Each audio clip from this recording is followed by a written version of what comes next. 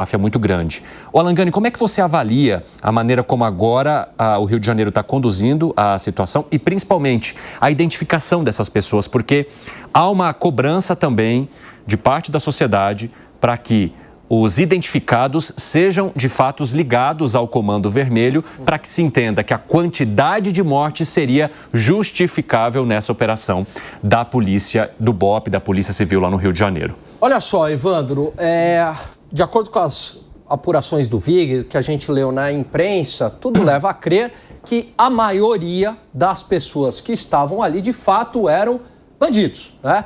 E passa-se uma ideia que, né, os setores minoritários da sociedade, mas muito barulhentos, né, esse discurso aí organizado pela esquerda, de que a polícia chegou já atirando. Não, a polícia foi lá cumprir um mandado de segurança. Muito bem, para prender os bandidos. É claro que os bandidos receberam a polícia a bala. E aí a polícia tem duas alternativas. Ou ela volta para casa e aí a cidade está na mão dos bandidos, ou ela faz o enfrentamento dos bandidos, né? E só tem um jeito de você enfrentar bandidos com drones, com granadas, com fuzis. É justamente fazer o enfrentamento por meio da violência. E é claro, como a polícia é muito mais bem preparada, acabaram ocorrendo todas essas mortes. Isso resolveu a situação pontualmente a curto prazo? A operação foi bem sucedida? Sim. Agora, o Rio de Janeiro vive um problema estrutural, Evandro, e que não é de hoje. Tudo se inicia, ao meu ver, com a ausência do Estado nas favelas, numa política iniciada lá pelo governo do Brizola, em que restringiu operações policiais, e isso foi continuado ao longo do tempo. O Piperno está discordando de tudo que você está falando. A gente precisa da presença do Estado novamente nas favelas. O número de policiais, isso é provado, reduz a criminalidade. Piperno, eu vi que você balançou a cabeça veementemente. Por quê? Claro que sim. Até porque, inclusive, Brizola e Darcy Ribeiro, quando lançaram o CIEPS, e há muitos vídeos sobre isso, diziam o seguinte: ou a gente cuida das crianças agora, com a escola em tempo integral, ou nós vamos abastecer o crime. Nós vamos fornecer mão de obra para o crime. Lá atrás, 40 anos atrás. Isso está lá dito por eles. Aí, mas restringido. Não.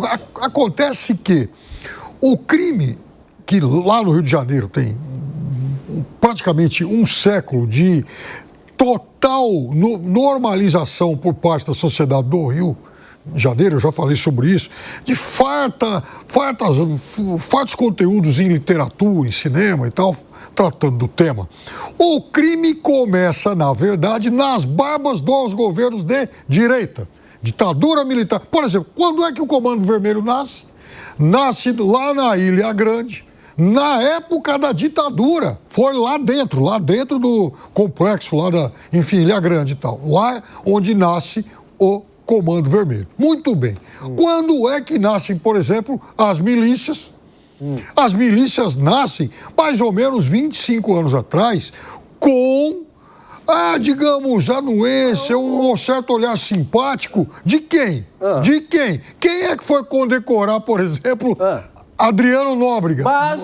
Mas os governos como Leonel Brizola nada fizeram. Pode ter nascido no governo militar, mas nada fizeram. Fizeram aquela política de não contenção, de não subir o morro, de restringir as operações policiais.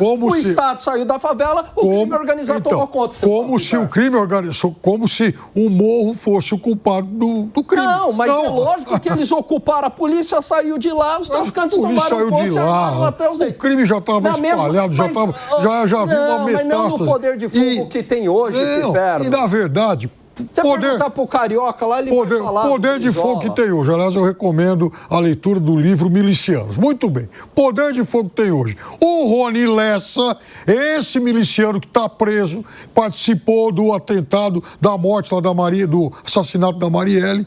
Uma das passagens criminosas dele estava relacionada à importação de armamentos. E como que ele fazia isso? Ele explicando.